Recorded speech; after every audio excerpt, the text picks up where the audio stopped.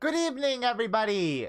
You have arrived at your destination. I am Luka Étoile, and I have news to talk about. News happened. News has occurred in the world. Hey, friendly reminder, we don't do channel points on these streams. I am going to add the channel point source to this scene, so Needle won't have just wasted 7,500 points. Alright, but we're gonna turn it off immediately after this, okay? Alright, don't worry about it. Nothing's happening.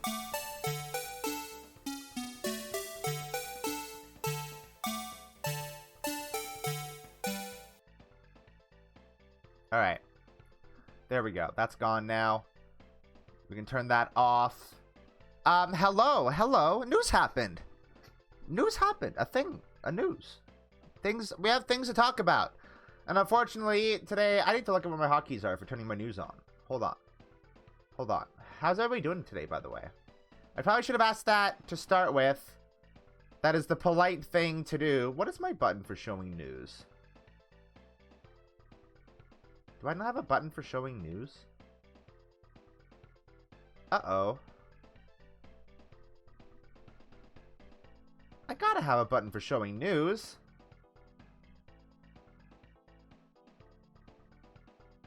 I don't. Hold on. Show news. Alright, there we go. Today we are starting off with what you would think would be big news. Why is that not working? Hello? Why did that not do anything? Hello? What the fuck? Is that source busted? Hold on. What? News? Oh, it's not busted. It just doesn't have any of its stuff on. Okay. Bam! Here we go. First thing we're talking about today. It's Activision Blizzard. It's been a couple weeks since we've done one of these shows, and some things have happened and also not happened in relation to Activision Blizzard and the lawsuits.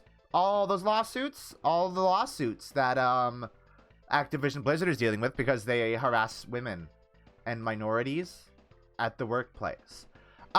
So we're gonna do this in like chronological order. So this news originally broke. Do we have an original posting date for this article? September 27th is when this originally was posted. So there was a fourth federal agency that decided to take Activision to court. The Equal Employment Opportunity Commission is now suing Call of Duty and World of Warcraft publisher Activision Blizzard. So that's like the fourth one. So there's the California one. There's the SEC, which is suing Activision Blizzard. And then there is, I think, a class action lawsuit by their like investors and shit that they are also dealing with presently. This would have been the fourth one. And I don't mean to spoil it. This one isn't going anywhere. Newly released court docs shed light on the U.S. Equal Employment Opportunity Commission complaint, which was referenced last week by CEO Bobby Kotick in a press release to investors. This new EEOC complaint is focused on alleged gender-based discrimination and harassment at Activision Blizzard, one of the world's largest video game publishers, and follows last week's news that the U.S. Securities and Exchange Commission, SEC, is now investigating the company and its CEO.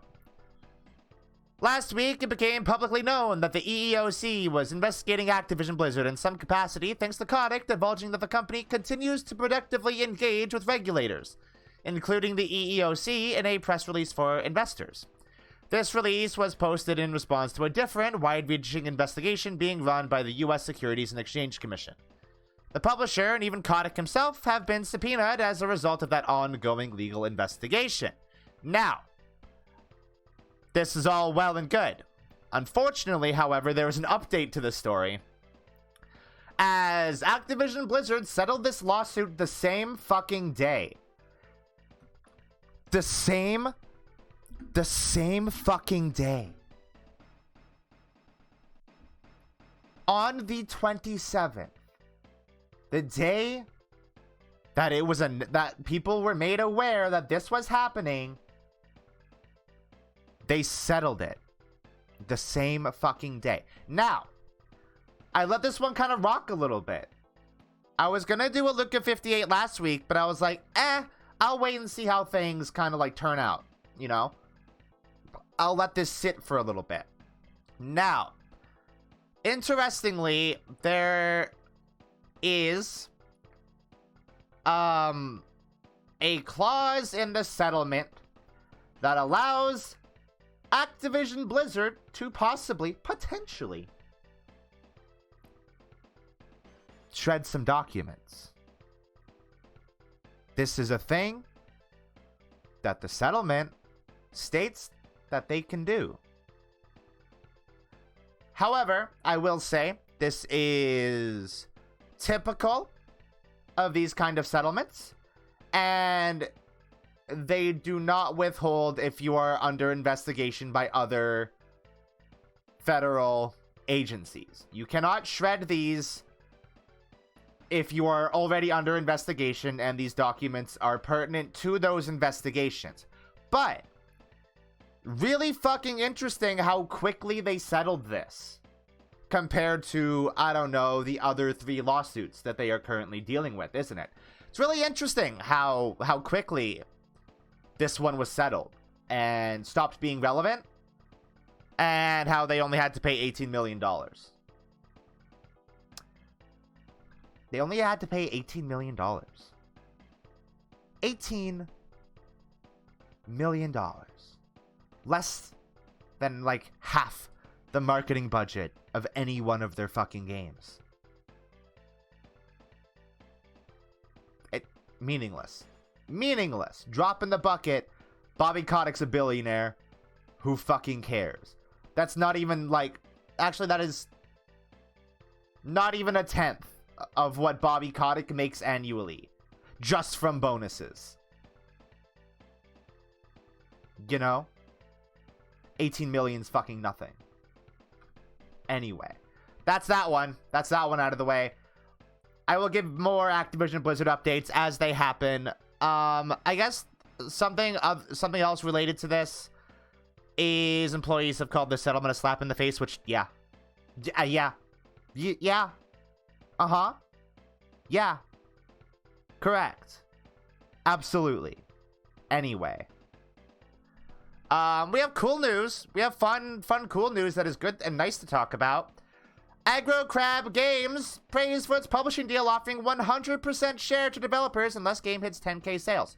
So, Aggro Crab is the company that produced and made Going Under. That cool little roguelike that unfortunately has some baggage with it now because of who used to be their community manager.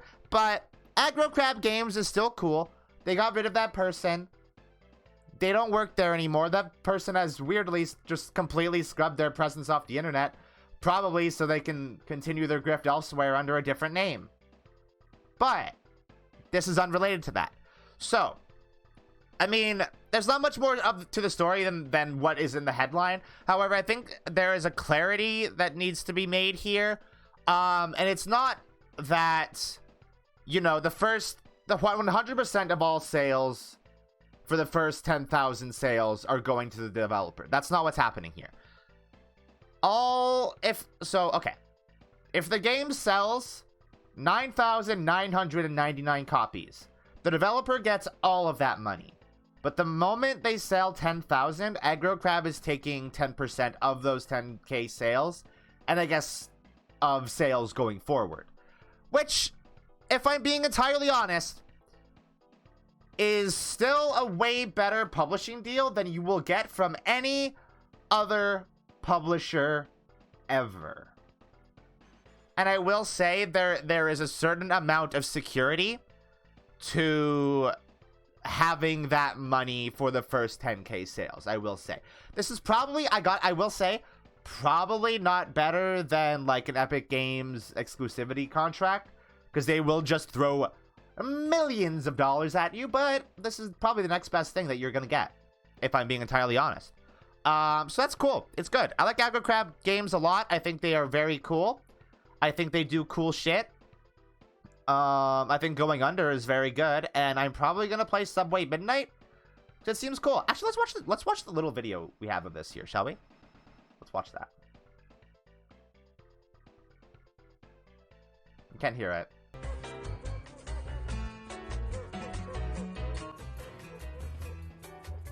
It's not running very well.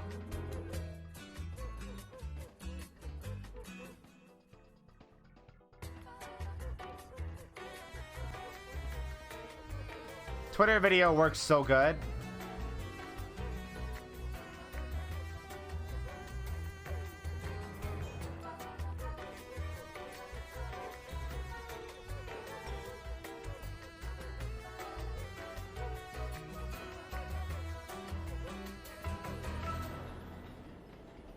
That looks neat.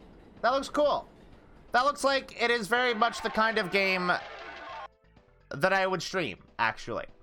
That looks like the perfect kind of game that I would stream. And tell other people to buy. It looks very artistic and psychedelic and interesting. It looks like it's doing some cool stuff there. So you should buy that when it comes out. That is Subway Midnight. I don't know. That's probably not on Steam, so you can wishlist it yet, but I imagine it will be soon. Hold on, I gotta sip my coffee.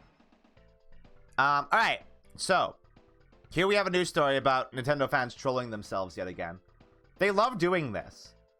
Nintendo fans love trolling themselves. It's their favorite pastime, you know? So the original headline for this article before the update was 4K Nintendo Switch may be real after all, devs are making games. They weren't. They're not. The 4K Nintendo Switch is not real. Anyway, the article reads as such. For years, reports have alleged that Nintendo is working on a more powerful Switch, and for years, it has yet to come true. And probably won't. Instead of releasing a Switch Pro with 4K graphics this year, as was rumored, Nintendo announced in July it would simply take the current version and slap an OLED screen on it, which actually looks really good. OLED screens are great, actually. The Vita just used them slightly poorly. So what happened to the long-rumored 4K version? According to Bloomberg, development kits for it still exist and game companies have them. They don't. By the time Nintendo showed off the new console in July, the company had already handed out the 4K kits to outside developers and asked them to design software to support the higher resolution. Bloomberg reported today, the Nintendo Switch kit contains extra memory to accommodate debugging software and additional ports to facilitate a connection to a computer, but otherwise has similar capabilities to the hardware that customers would have at home. This new information is based on accounts from employees at 11 different game companies, according to Bloomberg. One of these sources includes Zynga, who is currently developing Star Wars Hunters, a game that has been delayed until 2022. Y'all know what happens next? Zynga has denied the report. To clarify, Zynga does not have a 4K developer kit from Nintendo, a spokesperson for the company told Kotaku in an email. As a Switch developer for the upcoming Star Wars Hunters game, Zynga announced on a recent Nintendo Direct, we can confirm that none of the developer kits Zynga has or is in receipt of are 4K developer kits. Nintendo, however, disputes Bloomberg's report, calling it inaccurate, though declining to elaborate further on specifically what was incorrect. The company did not immediately respond to a request for a comment by Kotaku. Hey, Kotaku? I think the whole thing, just like the entire thing, it's probably not true, and they're just not doing a 4K Switch. Because, like, when has Nintendo ever cared about, like, resolution? Did y'all play the 3DS? That shit was at 480p. Alright? And you're lucky to get a game at 1080p on the Switch. Fucking Metroid Dread, which we're going to talk about later, is locked at 720 even if you have it docked. When is the, what? Why would anybody think that Nintendo cares about making shit 4K? What? Hello? Nintendo has also issued a statement to investors denying Bloomberg's report, saying it has not supplied tools to drive game development for a Nintendo Switch with 4K support. Yeah, no shit, because they're not making it. Yeah, that's just... that, yeah. Uh-huh. Bloomberg and reporter Takashi Mochizuki in particular, the author of today's article and previously with the Wall Street Journal, has been behind a number of early reports on Nintendo's Switch plans going back to shortly after the console's launch. This included early rumblings around the eventual Switch Lite, and then a report that Nintendo was working on an upgraded model as well. The first time 4K was mentioned was in August 2020. So what you're saying is that this person has a history of falsely reporting Nintendo Switch news, is what you're saying, huh?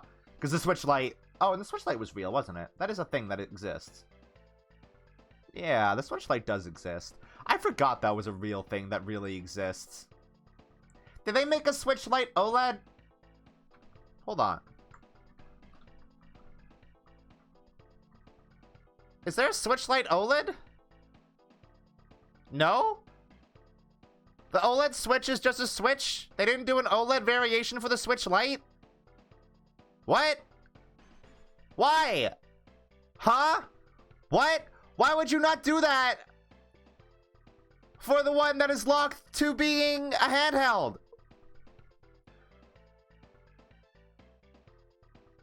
Guys, I don't think Nintendo makes very good business decisions at all. Ever. Alright. Yeah, so this is just the same shit. When was this posted? September 29th. So I'm a little bit behind. I'm a little bit behind on news. This news is not new. It's news. It's new in the context of me doing a news show. I haven't talked about this before. All right, let's move on from that. So this is also cool news. Potentially very cool news that I think will be fun and exciting. I don't know how well you guys can see the articles in this like format that I have it in. So Bloodborne producer Masaki Yamagiwa joins Team Ninja. Now, for people who don't know, Team Ninja, you can't read them at all? Oh, I should make them maybe bigger then. Hold on. I can do this. Hold on. I will make it slightly bigger for you. It'll be hiding behind my head slightly, but you can probably read it now. Right? This is fine. It maybe interrupts the prettiness of my set a little bit, but you know what? This is fine. So Team Ninja are the studio that make Nioh. They do Ninja Gaiden. They recently did the Hyrule Warriors game.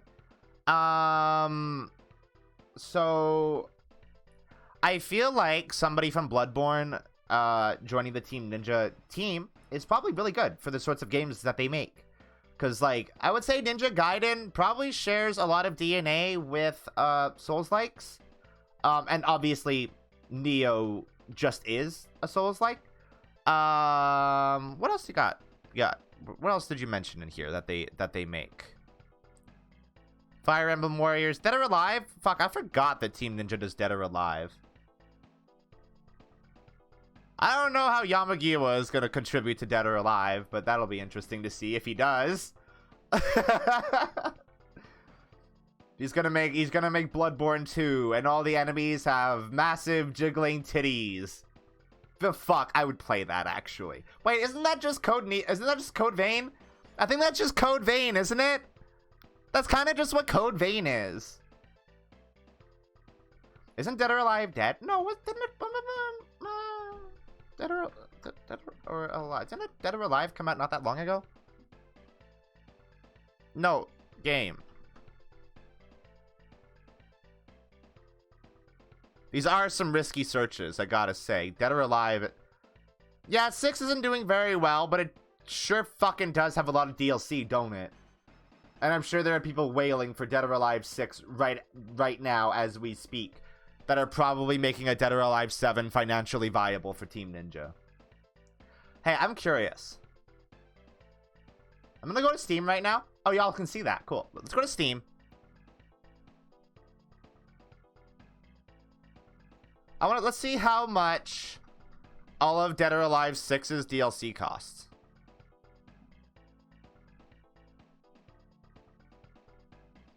Can we do that? You can't really do that anymore, huh?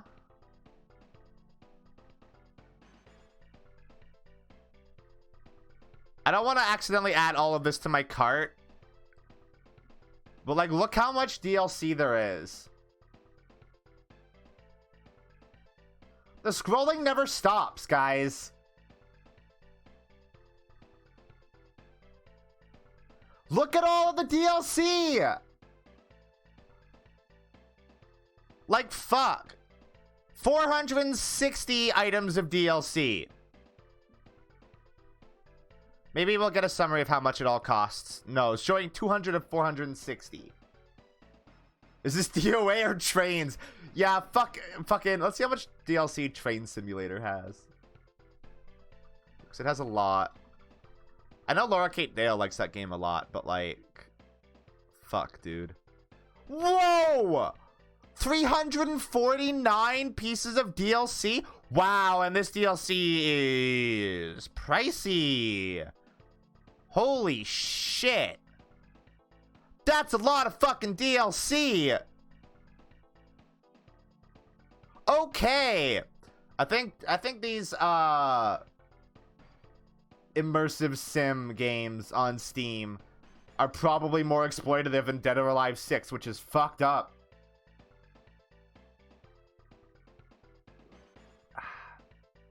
All right. New news. So, this is some self-serving news.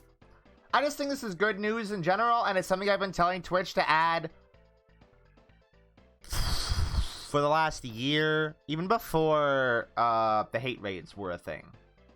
So, I mean, there's not an update to this, but like, I'll read it verbatim and correct as I need to. Twitch streamers may soon be able to restrict who can or cannot hop into the chat. They always could. They literally always could. We literally always could do this, actually. According to Twitch observer Zach Busey? Certainly it's not Zach Bussy. The streaming giant is planning on adding expanded features that would allow streamers to require phone or email verification from the commentariat. Email verification has always been an option. It's always been an option. This has always been an option that streamers have had for as long as I've been a streamer, which means like at least 3 years. This is something I've had, like, email verification is something I've had on probably since I started streaming, when I was doing like PS4 streams. Not even like having a PC to do streams, just doing straight up PS4 integrated streaming. For most of the summer, Twitch streamers have grappled with a scourge of hate raids.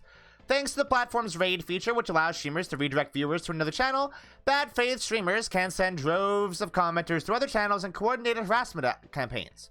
What this isn't mentioning is that these commenters are bots, and that this is a matter of Twitch having shitty security.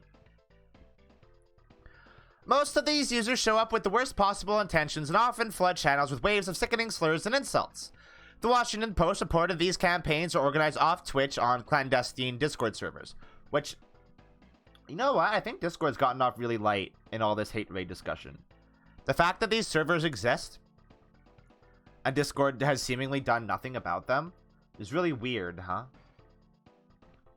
Streamers told Kotaku that requiring users to register with a phone number would be one of the most effective ways for putting a stop to hate raids, far more effective than email verification, which already exists on the platform. Oh, thank you for mentioning that this exists, like 3 paragraphs into the article. All right. It's easy to create alternate email addresses, so while requiring email verification for chatters is a speed bump, it doesn't stop the hate raids in their tracks. This is true. This is accurate. I'm sure most of the streamers that suffered from hate raids had email verification on, like, for their entire streaming career, similar to me, because people of marginalized identities need more security on this platform than the typical white, cis, straight streamer boy. The way things stand now, since it's so easy to create new accounts on Twitch, banned streamers can simply create a new account and pop right back into the chat. Sometimes they do so with brazen insistence. For instance, Twitch filed suit earlier this month against 2 anonymous users it claims organized hate raids. One of those users, who's believed to operate under the handle blah blah blah, we're not talking about that. We're not saying this guy's name, allegedly returned with screen names such as blah blah blah blah blah blah, and we're skipping over that. We're not giving this man the time of day. Now, I will say, Twitch doing a lawsuit was actually just bullshit, because they don't actually know who these people are. They barely know what country these people are in. So filing a lawsuit against these 2 users was just a way for Twitch to say, hey, look, guys, we're doing something. Don't worry. It's all going to be over soon. And I think everybody rightfully saw through that very quickly and very easily. Here's how it would work. Once the tool is alive, if you're a streamer, you'll be able to require viewers to verify a phone number or an email address before leaving comments. Yes. You can make it so they need to do so if they're chatting on your stream for the very first time, or if their account hasn't been active for long, or if they followed you within a specific time frame, say a matter of hours or days. You can also set exceptions for VIPs, moderators, and subscribers. Okay, so that's where we're going to leave the article because it's going to say similar shit. Oh, did you update that? You should put this update at the top. What are you doing? The formatting of this article is bad. Yeah, this is just an update saying, oh, this happened. Yeah, so this happened. This is now a thing on Twitch. I now require all of you to have phone verification if you, what is it? If you don't have your phone verified, you must be following me for at least a day before you're allowed to talk and chat, is how I have things set up. And that's just going to be how things are moving forward. Because, hey, we had some shitters in the chat last LUKA58 stream, did we not? That's a thing that happened. That is a thing that happened. So yeah, I think this is a good move from Twitch, actually, for the first time ever in this entire hate raid debacle situation. Because, I mean, the rest of what Twitch did was, nothing. Absolutely fucking nothing. They did nothing. They did nothing. Hold on, I'm gonna move this scene. I'm gonna move this source underneath my chair, so it looks better. Hold on, I need to find where my scene is. Hold on. There we go. Move you underneath my chair. There, that looks better. To me, anyway. Alright. Yeah, so, I mean, I think for the last, I think there was, a suggestion in the, like, the Twitch's, like, open suggestion forum that was like, hey, just allow streamers to make 2FA authentication, 2-factor authentication, 2FA, like, a requirement for chatting. And that would stop this, like, immediately. Lo and behold, it does. And it did. You notice how we haven't had really any, like, follow bots lately? Like, the hotspots are kind of just gone. Yeah. Turns out, doing the bare minimum kind of solves shit. Who would have figured? Alright, so this is a silly article about a silly man saying silly things. Jim Ryan is a very silly, deeply not serious person. And it's wild how anybody thinks this is a serious person, considering some of the shit that he said. Last time this man was in the news, he said he doesn't understand why anybody would want to play older PlayStation titles because they look bad. Remember that? I remember that. Okay. So this is from The Gamer. The Gamer does good reporting. There is no denying that the PlayStation 5 has been a huge success. The console, which is the fastest selling in US history, is still difficult to purchase in retail and online shops due to a shortage of semiconductors as well as scalpers profiting off of the scarcity. Still, it is obvious that Sony is doing well with its next-gen hardware. Despite all of this, a recent interview with PlayStation president and CEO Jim Ryan reveals that the boss is frustrated with Sony's current reach and has set his sights on even larger numbers when it comes to how many people enjoy Sony games. Do we actually have a quote from this man? Is this a quote from him? I really believe that the PlayStation 5 will be Sony's biggest and best, most loved PlayStation yet, he said. He also spoke about his hopes for the future of PlayStation games and getting them into the hands of more players. After all, a great PlayStation hit like Ghost of Tsushima and The Last of Us Part 2, both games that are abject dog shit, will have 10 or 20 million being able to play the game. For Ryan, he wants that number to soar to the hundreds of millions. So here's another quote, I guess. Music and movies, they can be enjoyed by almost limitless audiences, and I think some of the art that our studios are making is some of the finest entertainment that has been made anywhere in the world. I disagree. And to kind of gate the audience for the wonderful art, wonderful environment that our studios are making, to gate the audience for that at 20 or 30 million frustrates me. I would love to see a world where hundreds of millions of people can enjoy these games. So, here is what I think about this. Sony's reach will never compare to Microsoft's as long as they don't have a Game Pass competitor. Ever. Sony will never have the reach of Microsoft as long as they are sticking themselves to consoles. That's the end all be all. What Microsoft is geniusly doing is making all of these games accessible to people on PC, which is a way bigger audience than any of the consoles. Everybody's got a computer. You know? Sony has been slowly trickling out PC ports. Very, very slowly. We got Death Stranding. We got Horizon Zero Dawn. I guess we got Days Gone as well, maybe? But aside from that, that's about it. I think this sort of issue really shows the difference in mentality between modern Microsoft and modern Sony. Modern Sony is very much a console developer. They make consoles, and then they make or publish games to put on those consoles. That is their strategy for their games.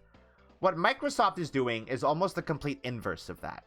They make or publish games, and then they also make a little box that can play those games. And you can purchase that if you want, but hey, you can also play these games on the computer.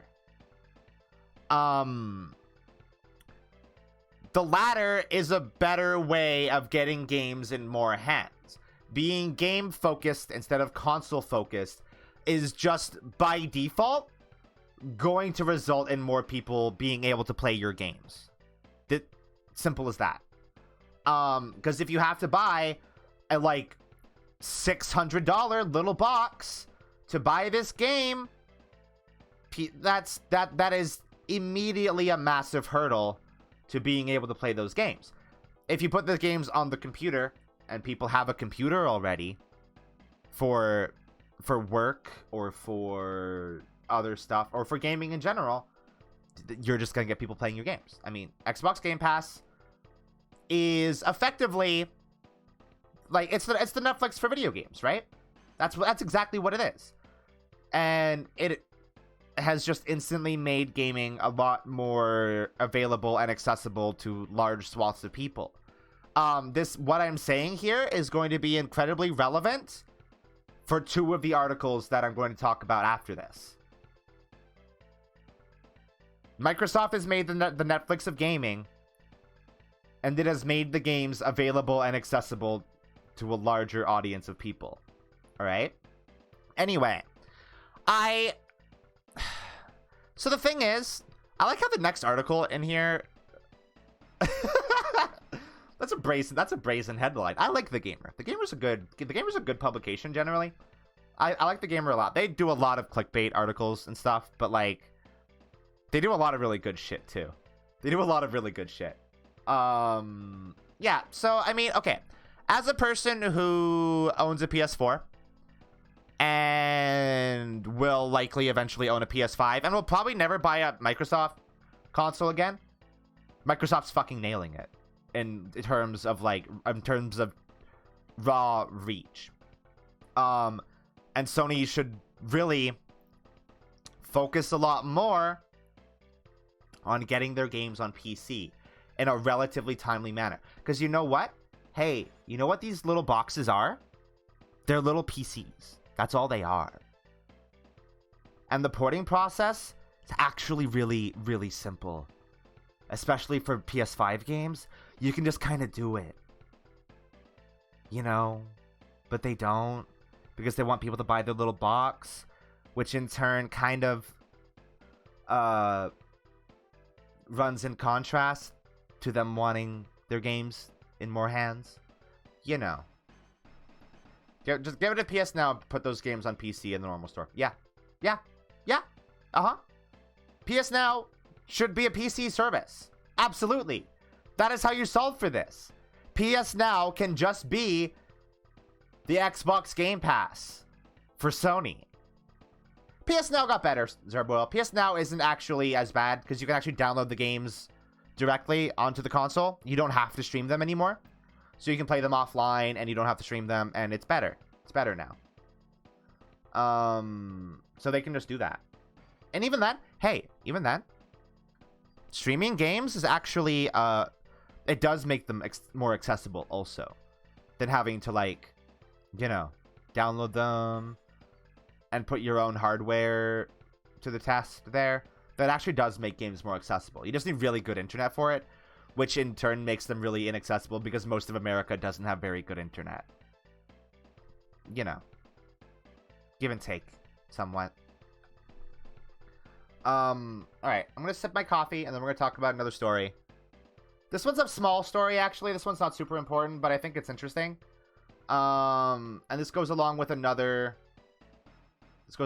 story that I don't think I have in my show notes, but we're gonna talk about it a little bit. Hold on.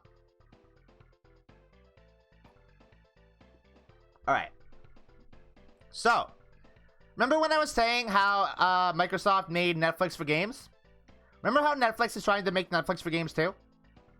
Like actually Netflix for games because they're Netflix and they're getting into games? Netflix acquires Oxenfree Dev as its first game studio, which is an interesting move, actually. I think this is interesting. Streaming giant Netflix has acquired Night School Studio, a developer founded by former Telltale Games employees that released Oxenfree, an intriguing supernatural mystery game, and After Party, a bar-hopping comedy journey through hell. Both of these games were very interesting. I liked these games a lot. Though now, a Netflix subsidiary, Night School Studio, confirmed that Oxenfree 2's development is still underway. In a press release, Night School Studio co-founder Sean Crankle,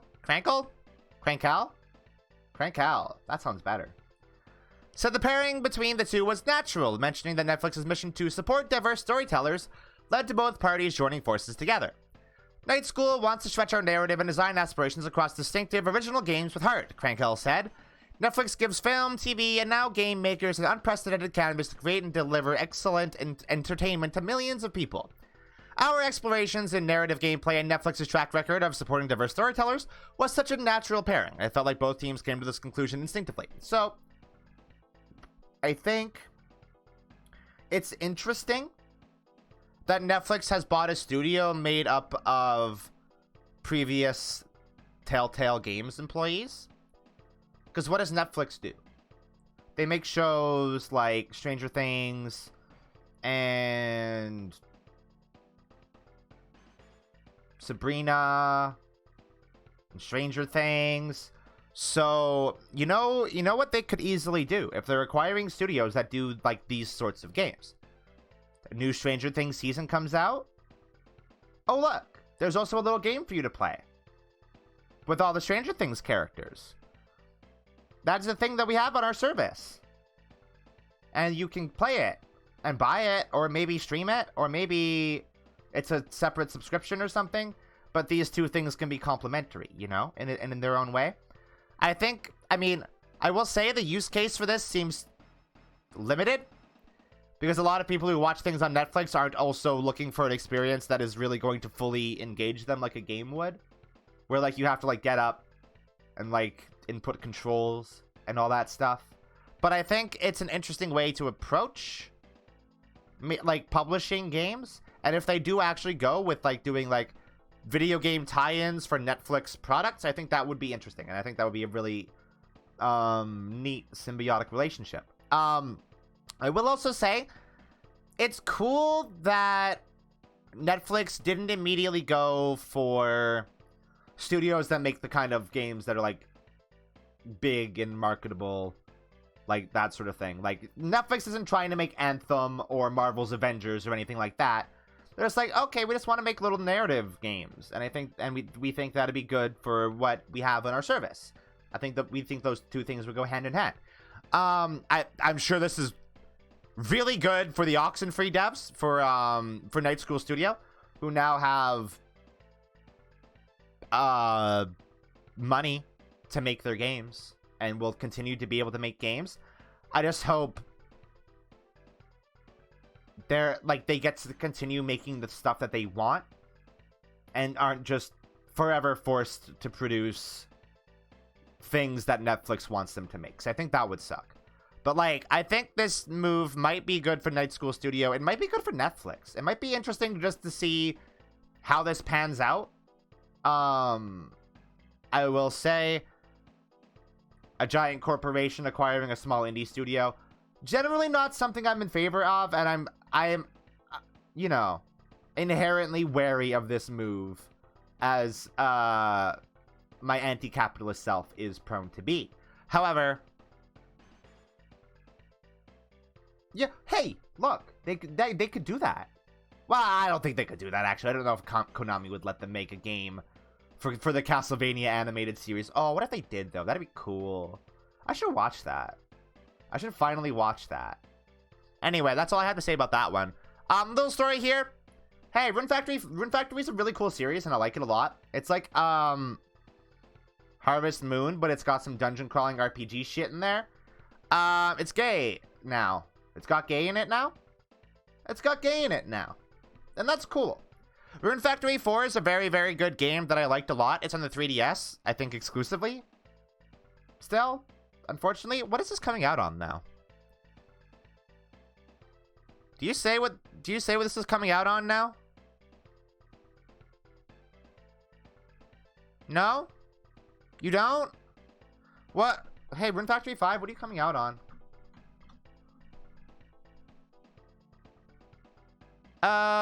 Switch. Switch. It's coming out on Switch. Sad. I guess I'm gonna have to buy a Switch for the gay marriage. And for Bayonetta 3, which is also, if you think about it, a gay marriage. Anyway, that's all that really there is to the story. I just think Rune Factory is good, and you should play those games via any means that you might have to take. And you should probably buy Rune Factory 5 when it comes out and show them that, like, hey, this series having gay is good, and I want to see more of it. You know? You should do that. Because they're fun games, actually. Anyway.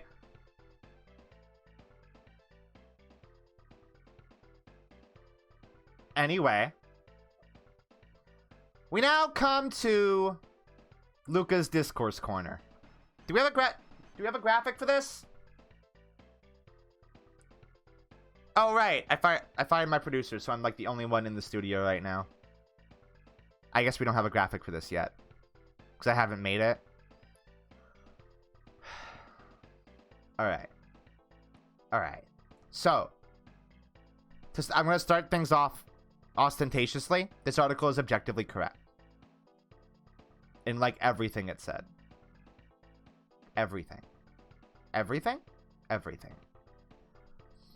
We're gonna read the whole thing. Alright? We're gonna read the whole thing. No, the Fresno Nightcrawler didn't kill my producer. I fired my producer because he didn't want me to bring in guests like the Fresno Nightcrawler because he thought they were dangerous. So I fired him. That's what happened.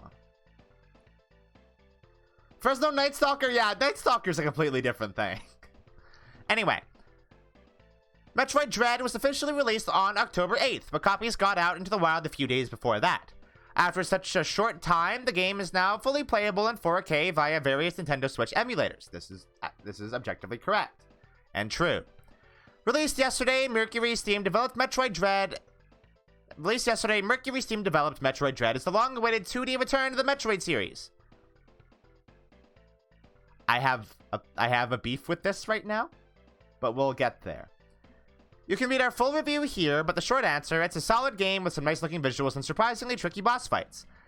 It is a Switch exclusive, as you might expect, but because of readily available Switch emulators, people are already able to play Dread on powerful enough PCs. Via the popular Yuzu open-source emulator, Dread is already possible to play with custom controls and unlimited FPS settings, which is to say more powerfully than it runs on its native Switch. Correct. Some players have reported minor issues with cutscenes and black screens, but according to the Yuzu devs, this is fixed by updating to the latest version of the free emulator. Another popular Switch emulator, Ryujinx, is able to run the game at similarly high frame rates, but can also play it at a much higher 4K resolution. Compared to the native 720 900p resolution available on the Switch in handheld or TV mode, this is a massive increase. It certainly seems a shame that the legitimate versions of the game, its art style and visuals, don't look as good as when it's running in 8K, or for that matter, 1080p. Of course, it's possible that certain areas of the game perform worse on certain PC setups, and depending on your computer specs and software setup, Dread via emulation could be a total shit show. But it seems that for most folks with moderately powerful GPUs, this isn't an issue. This raises huge issues for Nintendo, who are in the very unusual position of having a current-gen console that's already so readily emulated on PC. Normally, console emulation is a generation or two behind, meaning it's a scene that rarely infringes on release day sales. We'll talk about this a bit more. Of course, for those wanting to feel a more legitimate approach to such an action, purchasing the Switch game before doing any such emulation, while legally very dubious, it's not, this is fully actually legal to do. You are actually legally allowed to back up your games on a PC for the purpose of archival. You are allowed to do this. This is legal for you to do. Just so you know. Kotaku is lying to you here in saying that it's legally very dubious. This is legal to do. Just flat out. At least feels more morally clear. Thanks to Nintendo's rather poor approach to supporting older games. Oh my god, they changed it! Thanks to Nintendo's rather poor approach to supporting older games, especially those in the Game Boy Advance and DS, emulation is often the only viable means to play through their collection, and this is the case for much of the Metroid franchise. There are so many good reasons to be grateful for pirates, emulators, modders, and hackers for doing what so many big publishers won't, keeping old games alive. Clearly, that's not the case for Metroid Dread, a brand new game, but this is an enormous issue Nintendo has to face given the relative technical inferiority of its current console. And then they did an update. So the article previously basically just ended here. This is where the article ended. And then they had to clarify. Because gamers got really mad, and we're going to talk about that. Here's the update. An earlier version of the story was understood by many readers to be a direct suggestion to illegally download this just-released game. It wasn't. It very much was not that.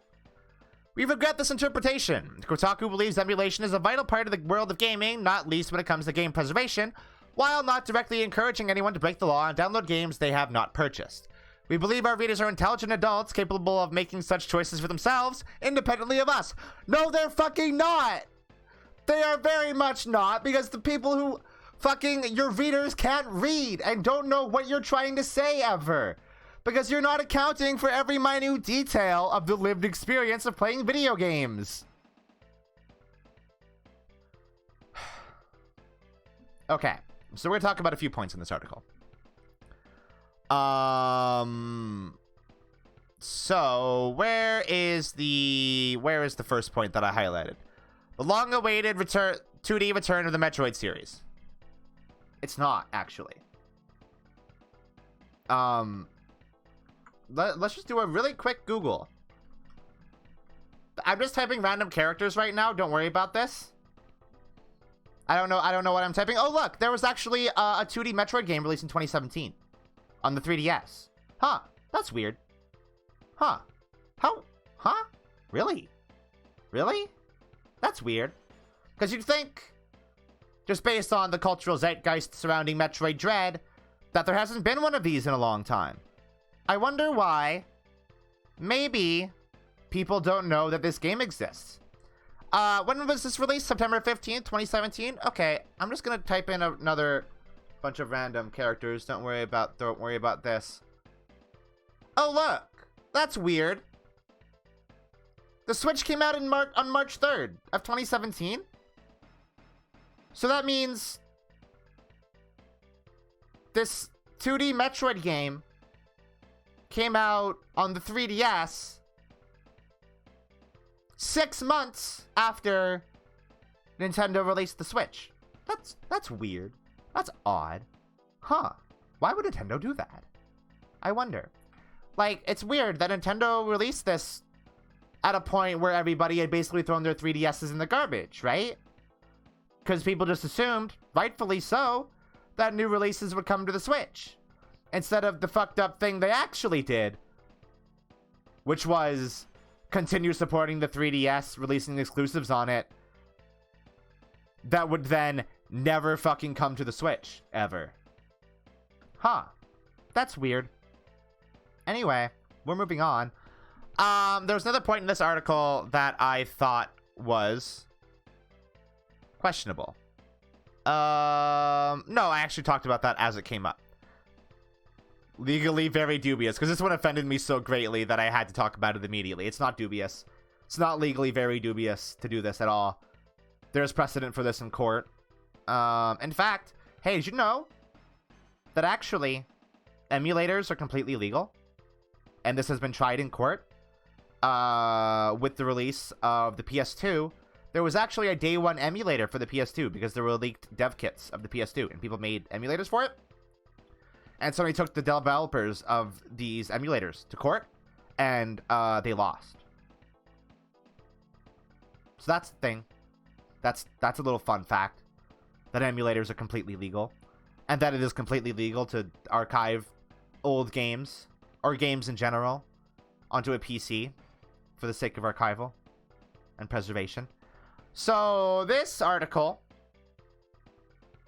expectedly created a lot of discourse on the internet, specifically with the kind of person that is weirdly defensive of Nintendo, which is the weirdest demographic of people on the internet, because Nintendo doesn't give a fuck about them or the franchises that they care about. In fact, Nintendo seems to show nothing but contempt for these people at all times, ever. So there were a few arguments here that Kotaku was praising pirators and modders and fan creators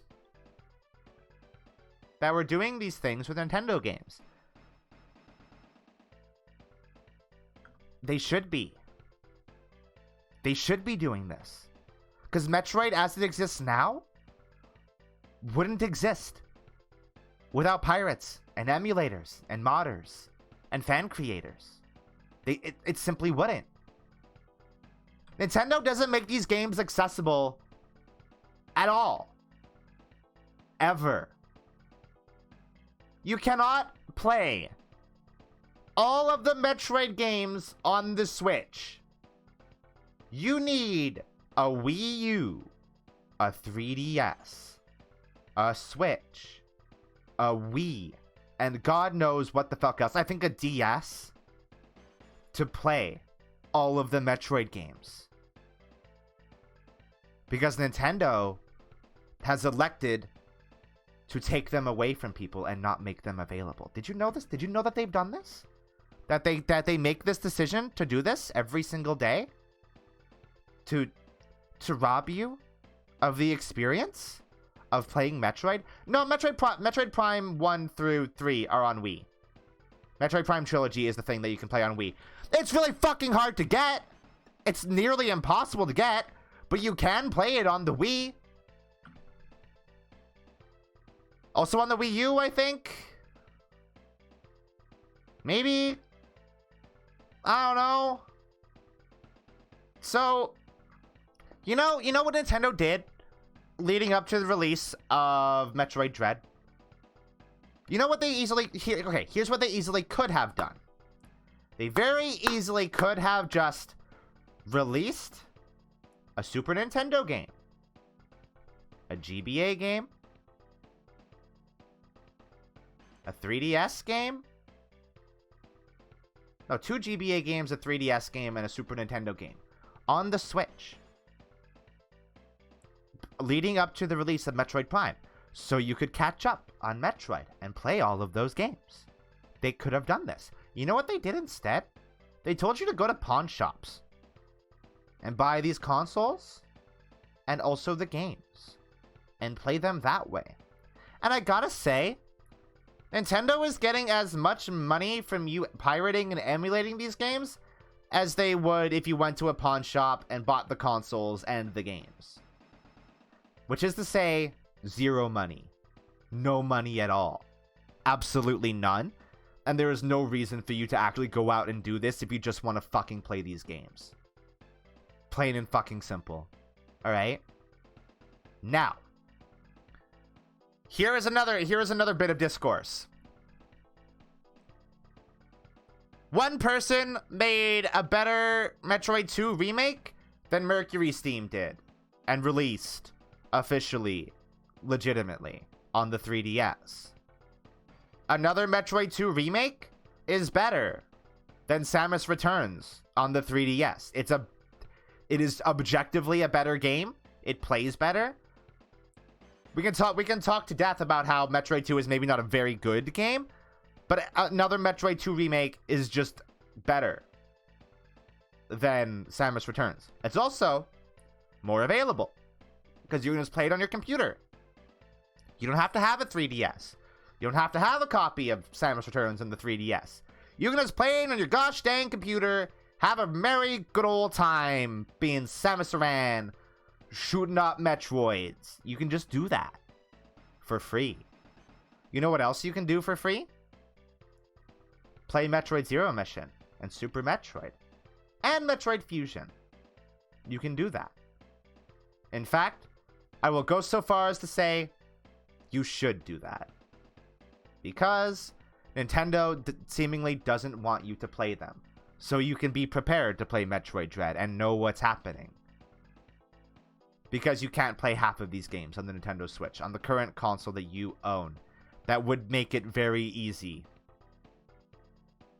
to play all of these games and can run these games easily and has the infrastructure to do so. Now, another argument I saw is people rallying against ROMs as games preservation. I saw some people say, well, it's a modern game. Why you gotta preserve a modern game? Motherfuckers. You fucking goons. Are you serious? Are you dumb? Do you hear yourselves? Do you actually hear yourselves when you say this? Preservation is not for now. Preservation is for future. Time marches endlessly on, my friends. And soon enough, the Switch will not be the most recent Nintendo console ever made. In fact, eventually it will not even be the second most recent Nintendo console ever made. In the future, Nintendo could possibly not even exist. And you know what? You know how you're gonna play Metroid Dread at that point? You won't. If people do not preserve these games, you simply will not play Metroid Dread, or any of the Metroid games, or any of the Nintendo games at all.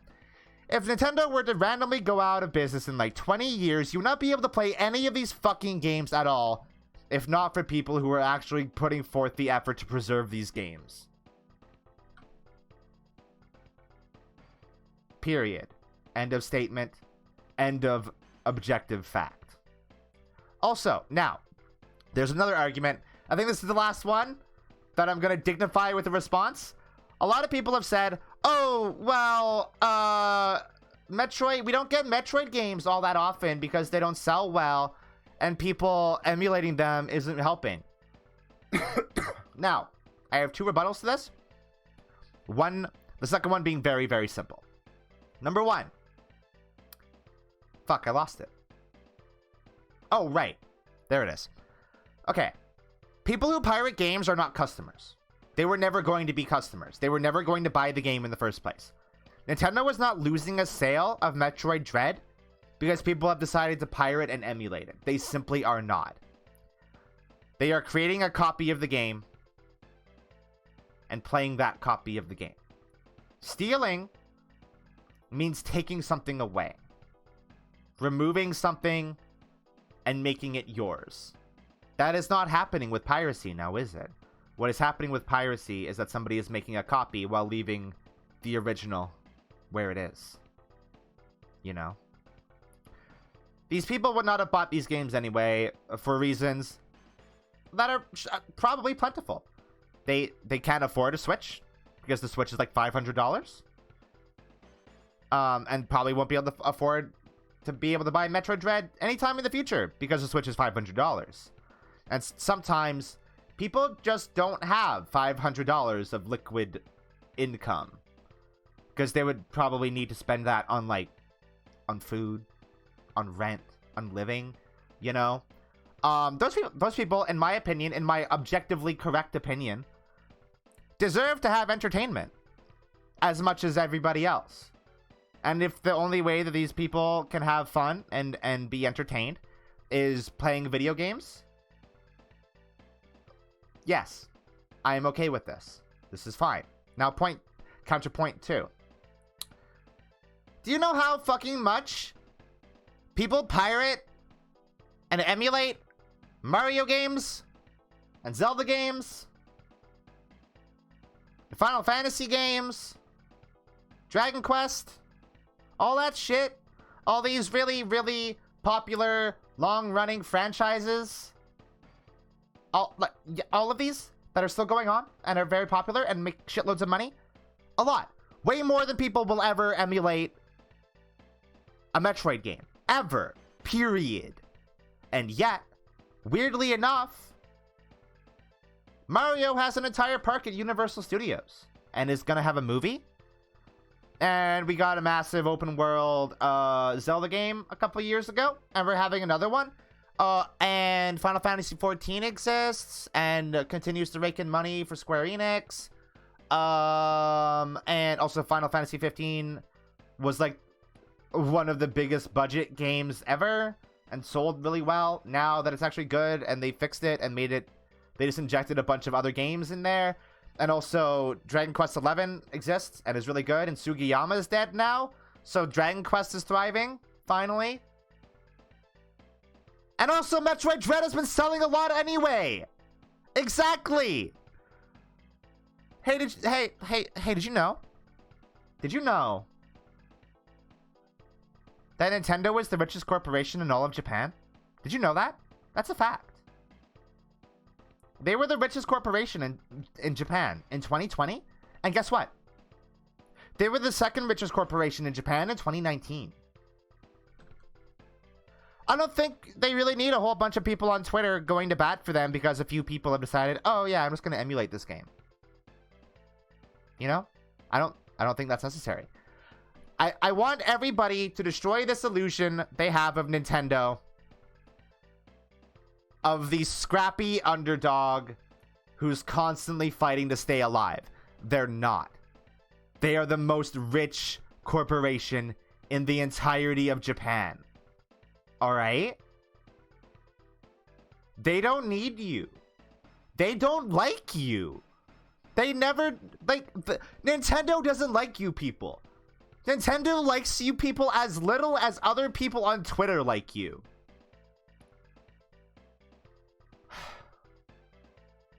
Anyway, I've lost all of my points. They're all gone now. I think the news is done. Is the news done? Oh yeah, Sora's in Smash now. So that's cool.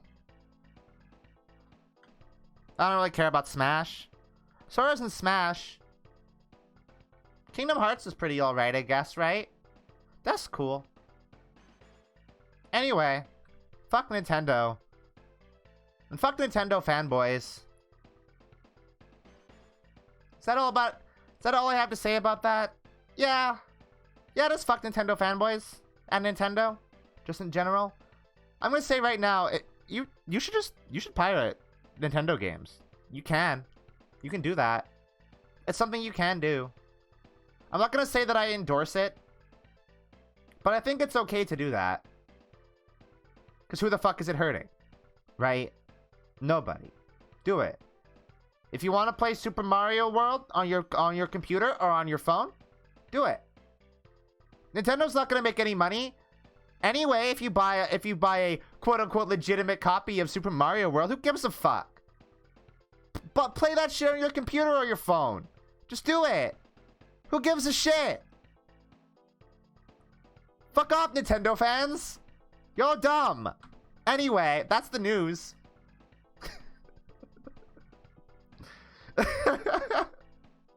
Why am I antagonizing Nintendo fans in the literal second broadcast of this news show? That's gonna go poorly.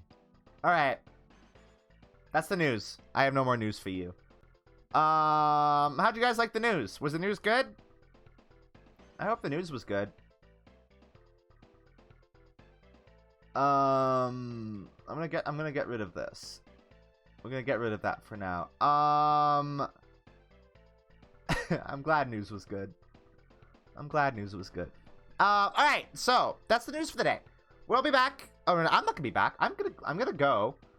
And the completely different host for Ghost Punchers HQ will be here. It's gonna be the second episode of Ghost Punchers HQ. Little spoiler. There are no ghost videos this week. Because it's hard to find ghost videos. But you know what the host of Ghost Punchers HQ knows a lot about? Unfiction. They know a lot about unfiction and what is cool in the unfiction world. So, we'll talk about a little bit about that today. I hope you have a good time. I'll be right back. We're gonna take a little break. Goodbye!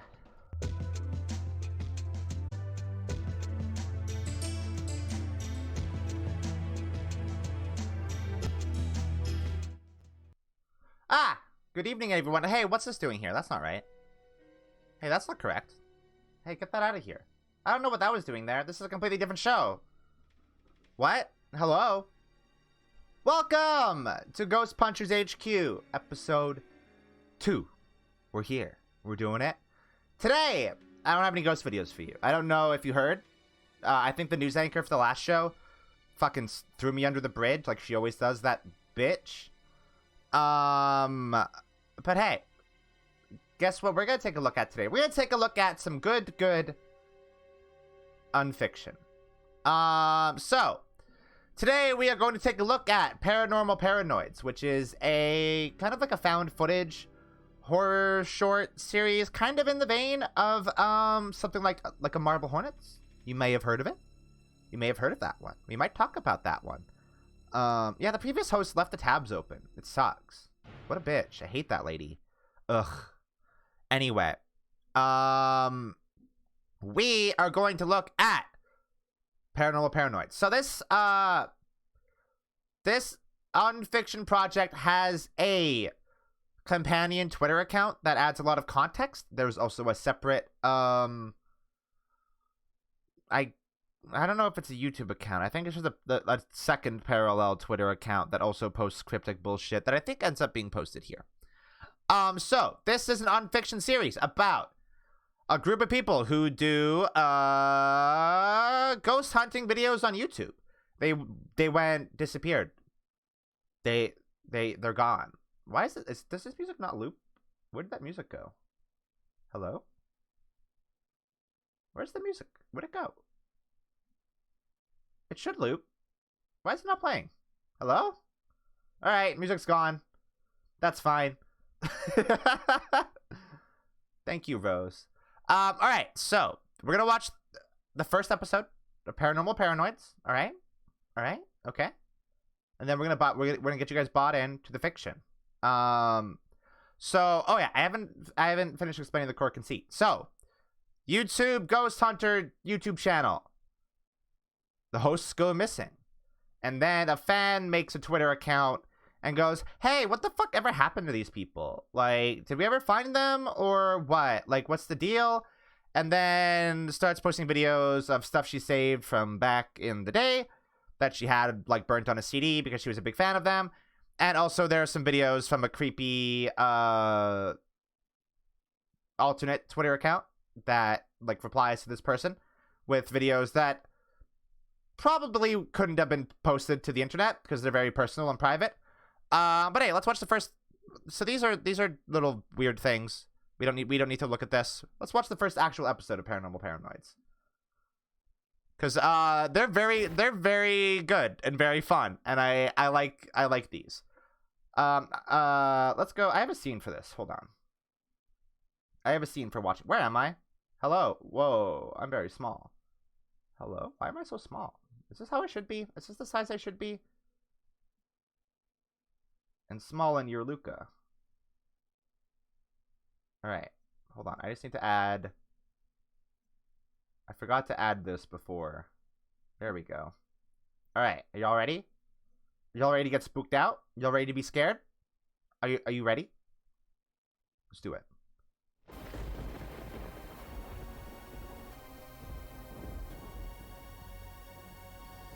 This intro is fucking good, by the way. I like it a lot.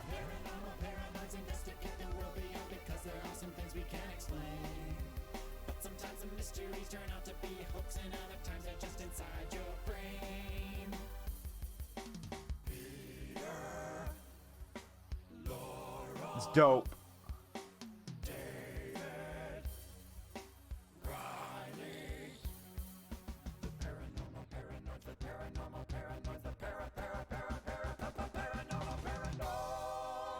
It's good, y'all. It's excellent. So what we're gonna do is we're gonna watch the first episode of this, and then we're gonna watch the latest video, because the latest video has some cool shit in it that I think rules, actually. And then I will link the channel in the chat so y'all can follow along at home. Riots, murders, alleged hauntings. It all happened here, inside of these walls.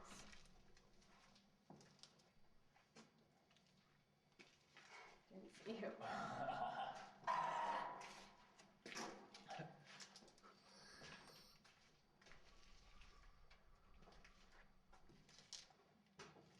I also like goofs. I like goofs and bits. So a bit of background that we're not going to get in this video or the other one that we're gonna watch is that this lady here, Riley, in the white jacket, possibly has some psychic tendencies, and she has had dreams of all of the locations they're going to explore. Like prior to all this ghost hunting nonsense, she had these dreams as like a kid, and then they started coming back as an adult after they started going to these places again. A little bit of context.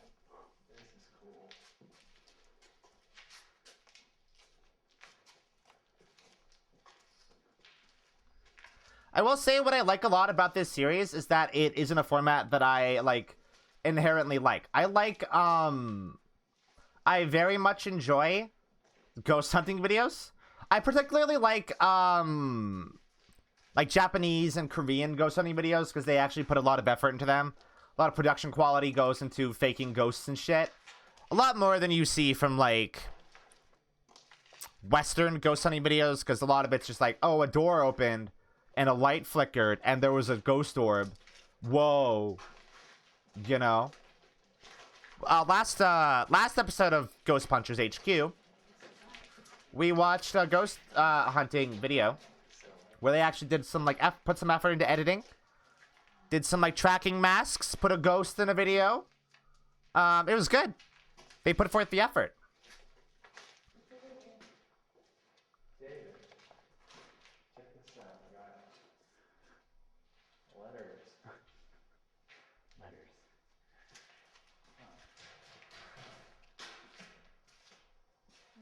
What was that?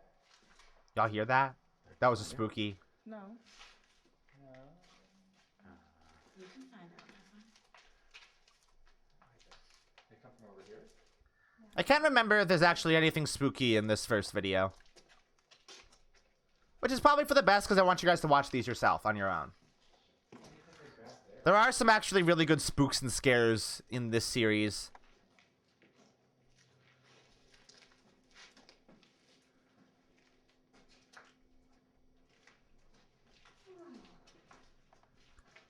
I think these first couple are like...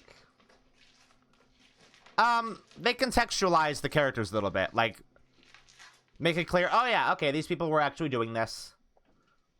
You get to understand, like, it's sort of like, okay, so a really strong facet, or a really strong element of good unfiction is when they start off normal, you know, before they really get into the unfiction elements. Everyman Hybrid did this really well. In which, like, Everyman Hybrid was, at the start, kind of ripping off Marble Hornets. And in canon, that's what the characters were doing. They were specifically trying to make an unfiction series like Marble Hornets. And then it became real. And then the unfiction started to happen. So this series is doing something good in establishing that this was a YouTube channel. They did this without all of this unfiction stuff going on for the audience to follow. They were doing this in earnest. And then a few episodes in, you go, hey, wait a second, some shit's happening here. This is weird. Philosophy of hedonism.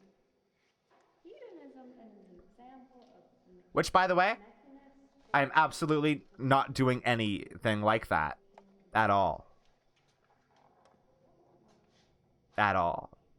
Okay? I would never do that to you. I am not simply doing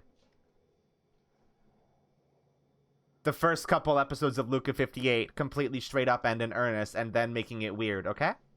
I would never do that. Ever. What's in there? Just a couple of toilet sinks. Yeah. Member Louisiana State and American Bar. Shut up, Rose. Oh, chat's not on this screen. Whoops. I definitely had this scene prepared ahead of time. I didn't just throw it together just now. We need to put chat on this screen. Whoa, okay. You're large. Tell me about it.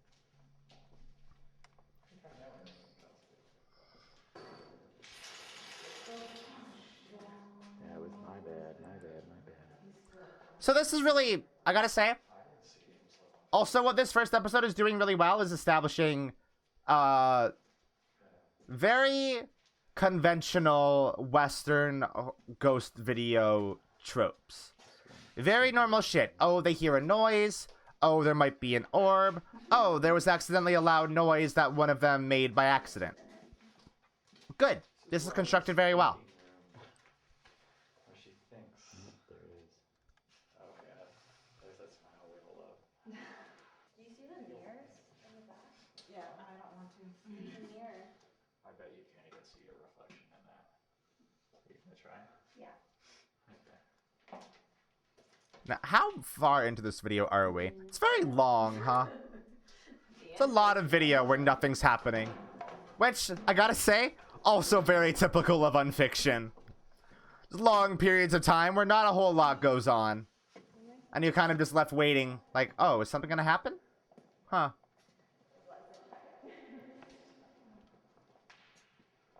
But you know, in these establishing moments in an unfiction project, nothing much happens, really. Unless you're Marble Hornets. You know what, I kind of want to show you guys, like, the first entries in Marble Hornets. Once we finish up here, because they're very good at establishing what's happening in that series. No, but, like, we should save Marble Hornets for, like, a full episode of Ghost Punchers, right? Right? Like, that's a big one. Oh, is it comfy? That deserves to be its own thing. Maybe we'll do, like, a Slenderverse special for Halloween. We're about to enter solitary. This was the original solitary confinement. For a while in the 1930s, they just threw in cots here, and basically let the inmates have the run of this room over here. And then later it was used as overflow.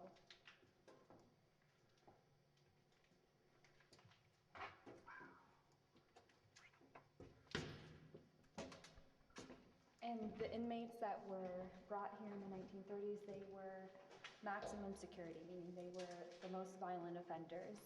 Uh-huh. To one of the guards in the building, apparently the ghosts in this area really like Johnny Cash. Cool. How do you know that? How would anybody know that? They just play Johnny Cash in the radio and then the ghosts go crazy? Start banging shit? Throwing shit around the room? Would that not mean that ghosts don't like Johnny Cash very much?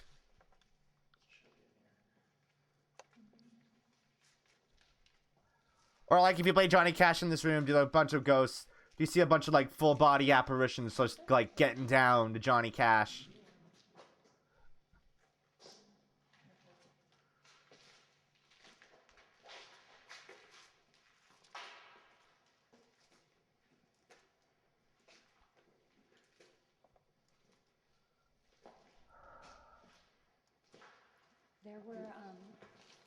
There were several escape attempts in the prison, one of which caused the death of one of the guards. So this lady is basically the protagonist of this unfiction series, by the way. The other area where they did solitary confinement. The one who has psychic tendencies and has a connection to all these places somehow with her dreams. She's the protagonist, kinda.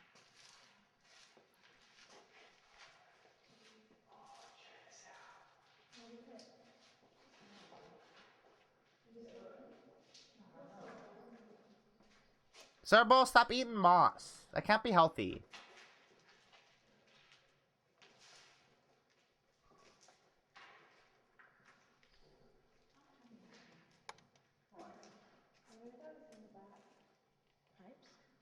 No, there's like little. You see that? All right, we're gonna move. We're gonna cut ahead a bit. I probably should have done this sooner. We're gonna cut ahead to where something actually happens.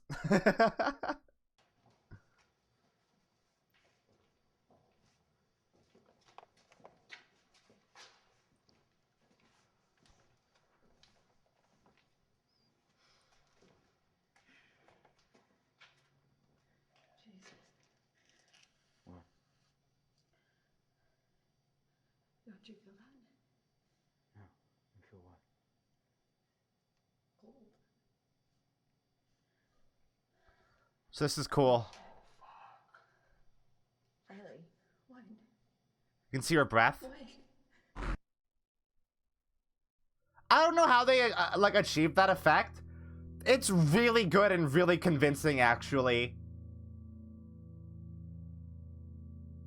Like that looked great.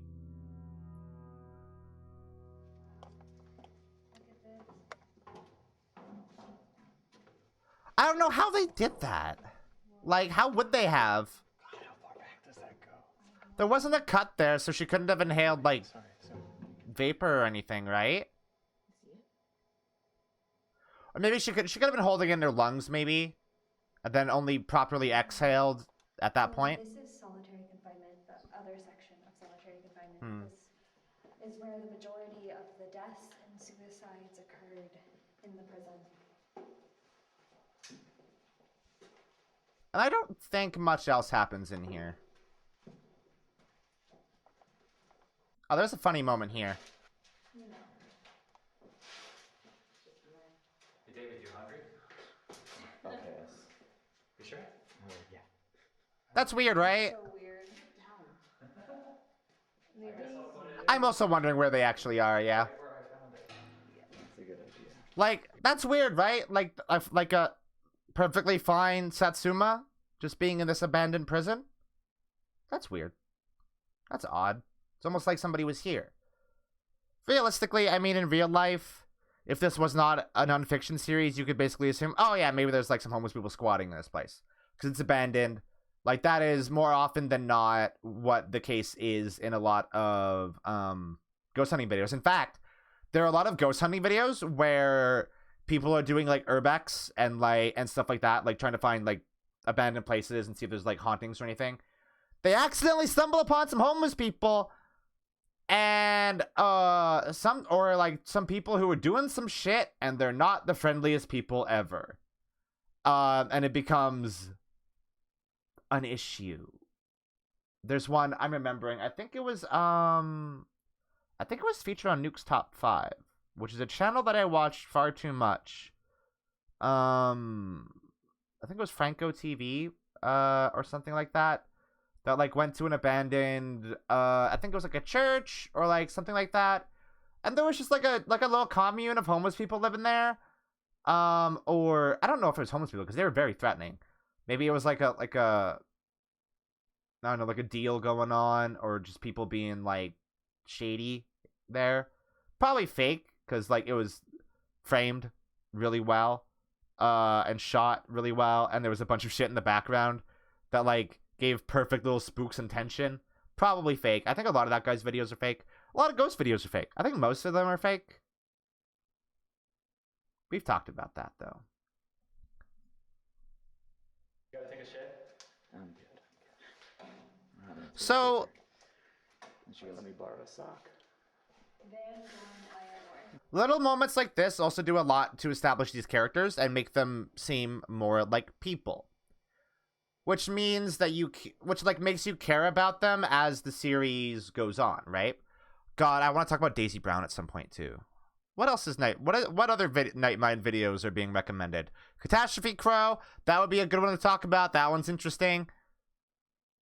Everyman Hybrid, yeah, I definitely want to do like a Slenderverse special where we talk about a bunch of Slenderverse unfiction series, and like we talk about Rebel Hornets. We talk about Everyman Hybrid. Talk about some lesser known ones. And maybe talk about the one that I did with my friend Sean way back in the day. That would be interesting. So, that's the first episode of Paranormal Paranoids. Now, we are going to do one more. We're going to do this one. Because this one is very good and has a very good spook in it. Very good bunch of spooks in it, actually. So, the basic gist here. There are two videos here that are like kind of like behind the scenes. This guy here filmed them without Riley really wanting him to, but he was like, "Oh no, I'm not gonna put this on the channel. This is not going on the channel. We'll just talk." And I just happened to be recording this. All right, that's a normal thing for people to do. So she talks about how she doesn't want to do this anymore because the prison and the suicide shed and the Lincoln Elementary School, she's seen all these places in her dreams. She saw them in her dreams when she was a kid.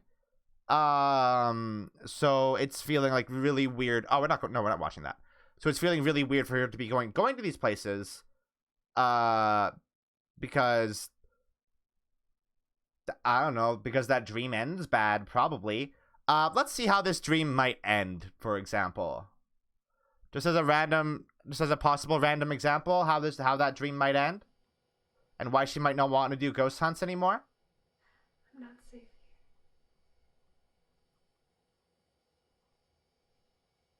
This is a very good video, by the way. I feel like I'm being watched. There's eyes on me.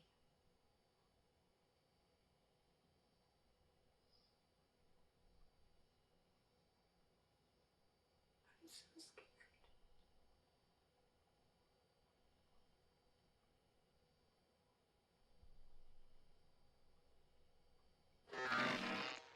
Whoa.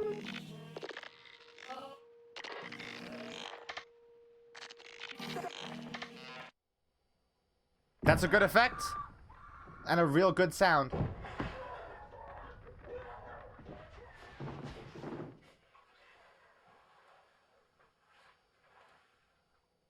I'm glad I have this turned down for you guys on the stream, because those effects were very loud in my ears. And actually gave me kind of a jump scare. Even though I knew that was going to happen. Why would you open the door? Why would you ever do that? After hearing what that was. By the way. We're gonna go back and look at this. At this part of the video in a bit.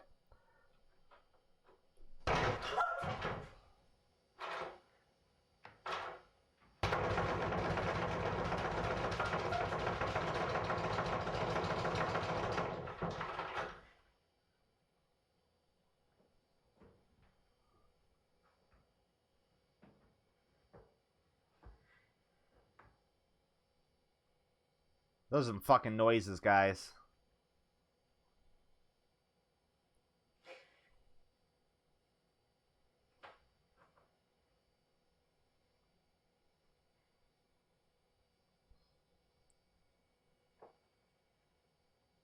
Why would you open the door?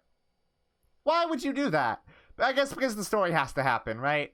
But like, it's little moments like these that always take me out of like a horror movie or like an unfiction series. Like, what sane person would do this after what just happened?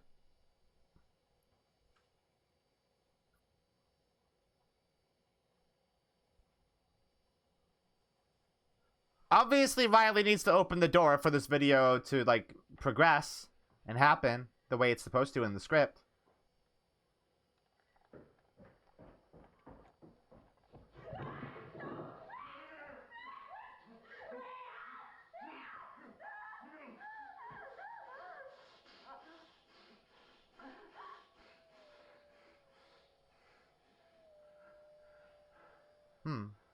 You hear that? That's weird.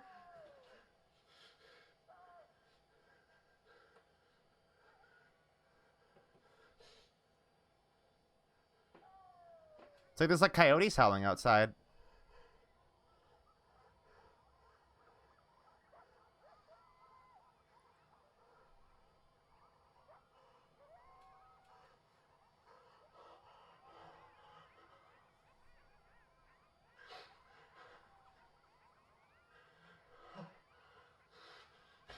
So, this is the last video before everybody in Paranormal Paranoids went missing.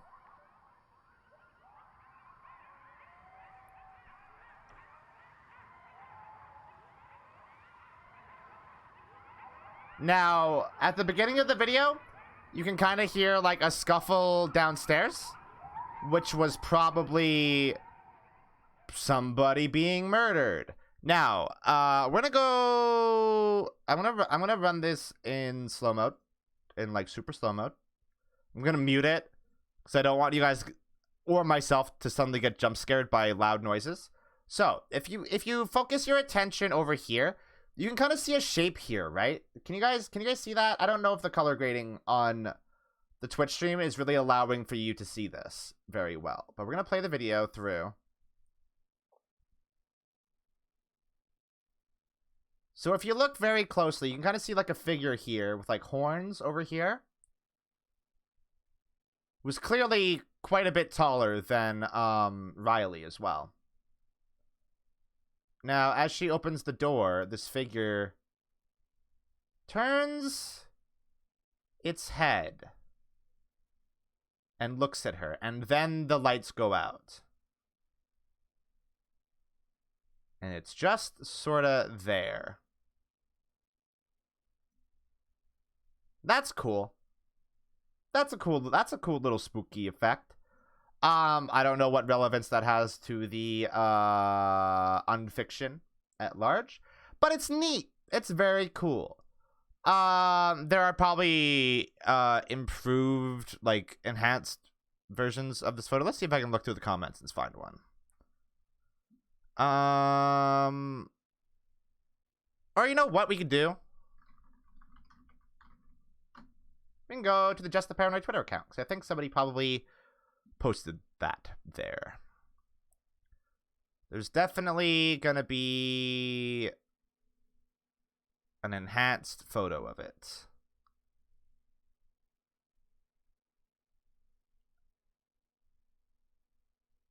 Somewhere.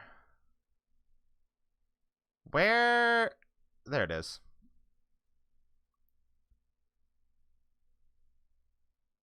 Twitter is entirely unfiction, yes. Did you post an enhanced photo here?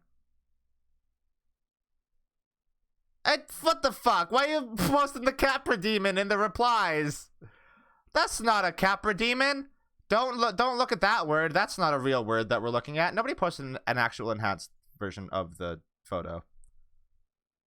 Of like a frame of the. Oh wait. Oh yeah, they did. That's actually a video.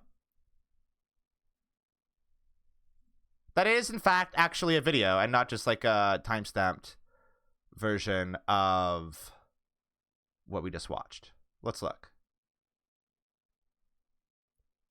It was pretty risky for me to go to Twitter completely unfiltered, huh? Wow, this looks like shit. You can kind of see it there, look. See? And it moves its head.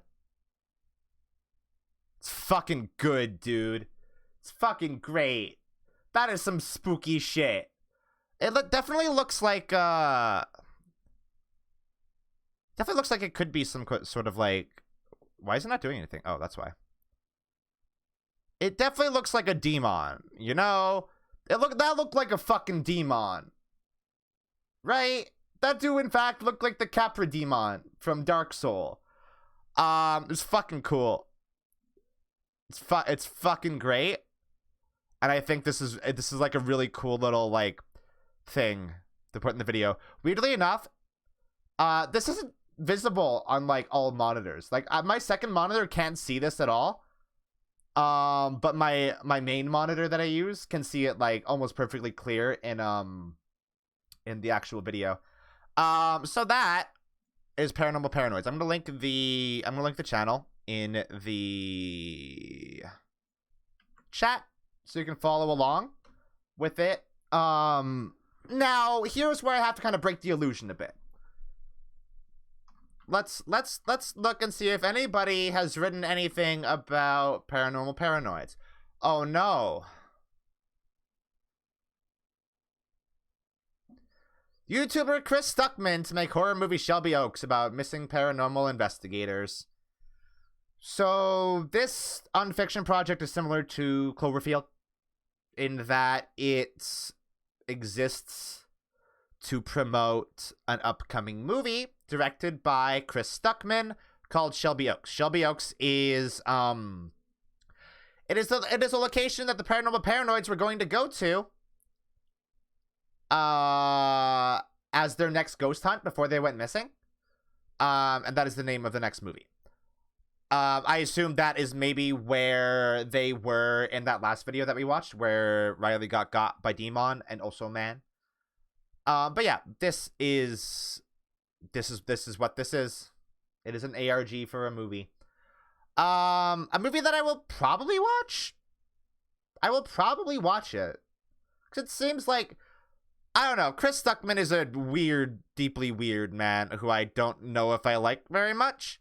But he seems like he has a grasp of the unfiction medium and might be able to make a horror movie really good. So I'll probably watch this.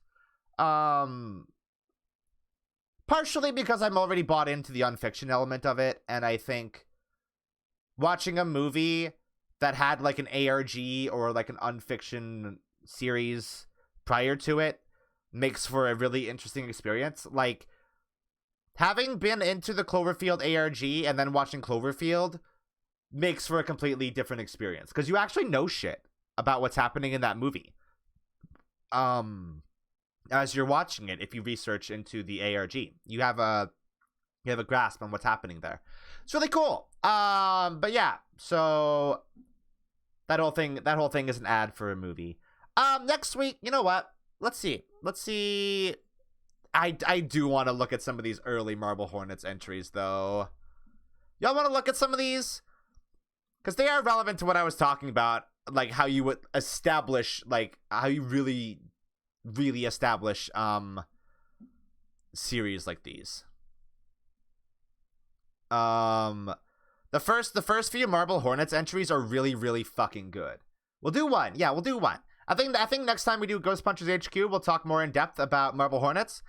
But entry number 1 of Marble Hornets is so fucking good. It's so good that like every unfiction project after it has shamelessly ripped off its format. Wow, they even broke this stuff into chapters, huh? Oh no, YouTube does that automatically now, huh? Wait, no. Did they put forth the effort to actually do this by hand? No way, these have to be automatically generated. Okay, let's go back to the viewing room.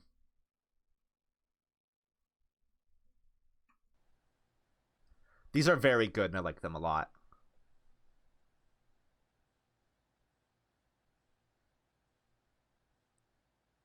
think it generates it if it's in the description, if I recall correctly. Yeah, I think so. Yeah.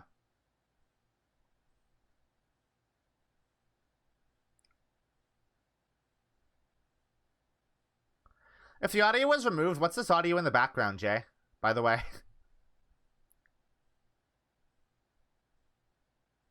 Not that I think you guys can hear it.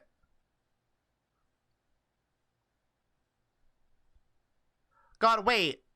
Does the first entry only show that first clip? Really?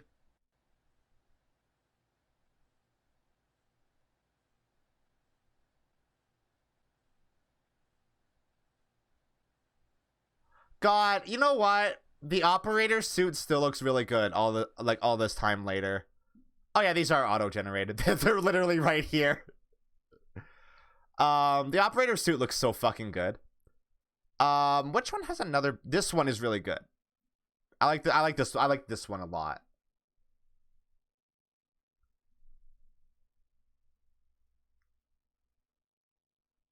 This one is great.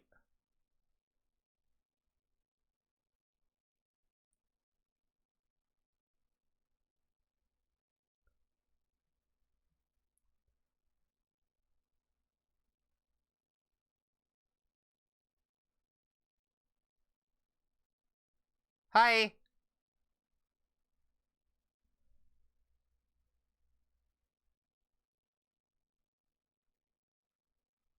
Oh shit!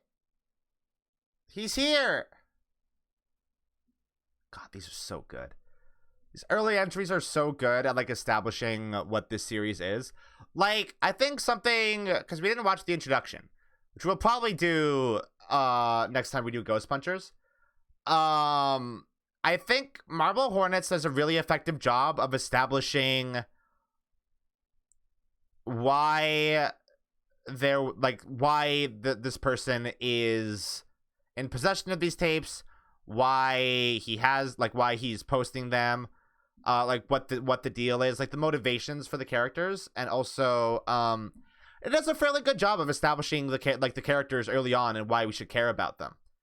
However, as we get further into Marble Hornets, it